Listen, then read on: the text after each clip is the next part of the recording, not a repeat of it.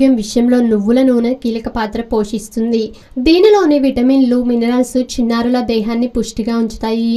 ఈ నూనెలో vitamin E పుష్కలంగా లభిస్తుంది. దీంతో యాంటీఆక్సిడెంట్లు చిన్నారుల్లో కొవ్వు స్థాయిని నియంత్రణలో ఉంచుతుంది.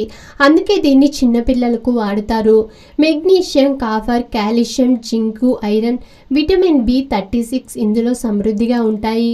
స్నానానికి ముందు పసిపిల్లల మాడుకు, శరీరానికి నువ్వుల నూనెతో మర్దన చేస్తే హాయిగా నిద్రపోతారు.